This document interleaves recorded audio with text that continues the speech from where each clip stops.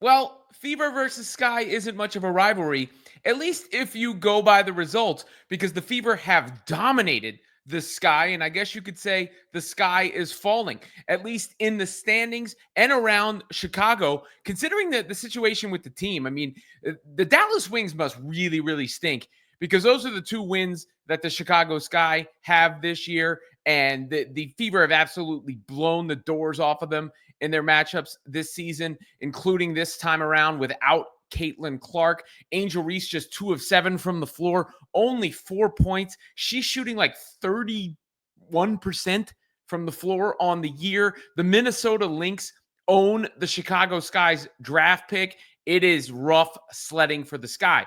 Meanwhile, on the other side, the Fever looked really good. And I think all those numbers I've talked about, all those numbers that show you the Fever are a good team, their defensive rating, their overall net rating, it came to fruition. They spread the ball around. A lot of players got involved. Kelsey Mitchell is back on track. Aaliyah Boston has been great all season. Good performance from Natasha Howard. They continue to get production from Ari McDonald since she came over. Really, there's nothing to complain about as the Fever are, the heavy in this so-called rivalry.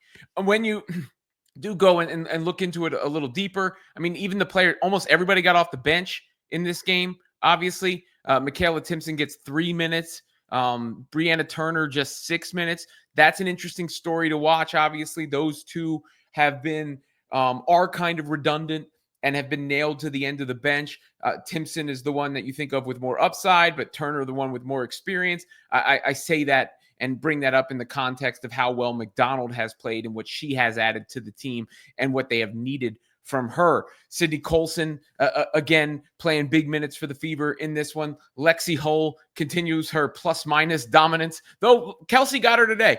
Kelsey was plus 28, and Lexi was plus 27, which goes to show you just how much of a blowout this game indeed actually was, right? Like that's how one-sided it actually was. And it's the kind of thing that is going to lead to disaster in the way that the Sky are viewed. Shouts to Austin Kelly, who coached the Fever in this game. Stephanie White away from the team for personal reasons. So you obviously have to hope everything is okay with the Fever's head coach. But they have a capable staff to step in, and obviously they were well prepared for this moment. I also was mentioning when I talk about the Sky, the Minnesota Lynx own their draft pick, right? And Courtney Vandersloot went down in this one with a concerning looking knee injury.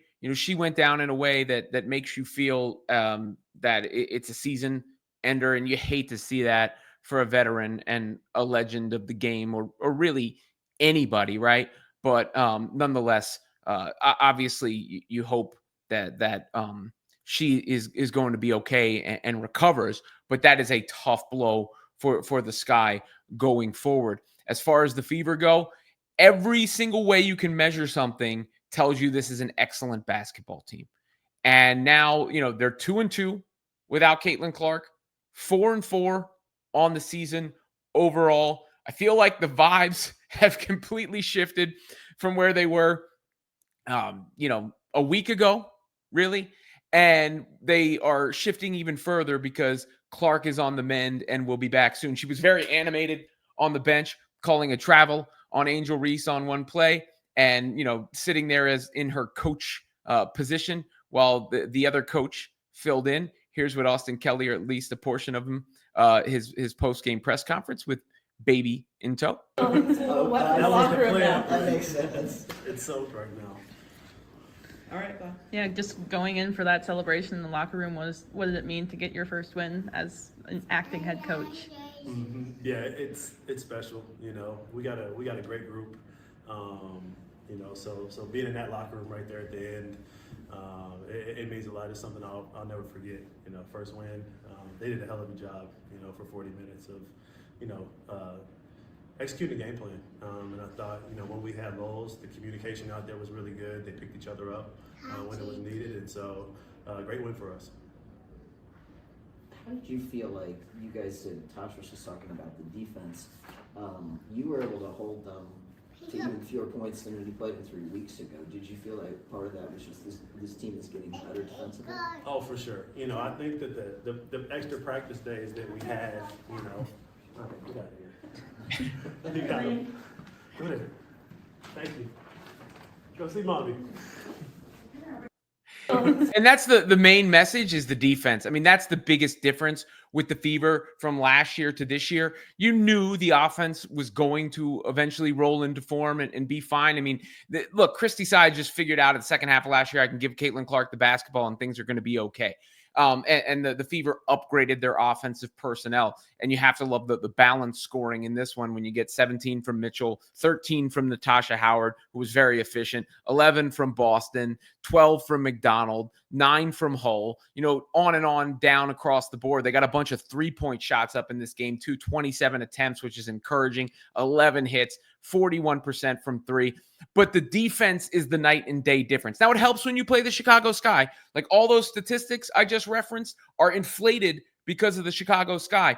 But nonetheless, this was not a Fever team capable of that last year. They didn't rebound or defend in the way that they are so far this year. They out-rebounded Chicago in this game. 32 rebounds to 30 rebounds for Chicago. You know, Dewana Bonner hasn't exactly found her groove consistently offensively, but she's got so much length and experience and can rebound the basketball herself. Though, you know, only Bonner and Brianna Turner were in the minus category. But nonetheless, you love the experience she brings on that defensive end. And you love the defensive upgrades this team made, both from the coaching staff and the players that they brought in. So all things considered, I think you have to really sign up for where the Indiana Fever are right now. It still hinges on Caitlin Clark's health, of course, where their, you know, the championship aspirations come into play, but they're finding their groove, they're finding their chemistry, and if they can translate and keep that defensive energy alive and become a truly top defensive team, there's no question in my mind they're going to be a top offensive team as well. And what happens when you put those two things together? You're one of the top teams in the WNBA, and I think that's the Indiana Fever are clearly that. They're clearly that. You know, the Lynx and the Liberty have had soft schedules so far. The Fever have had adversity so far, and all signs point to them going up in the standings, going up in every single way that you can, and being that team that we thought they would be. Because yeah, the Fever are formidable. There's no question about it.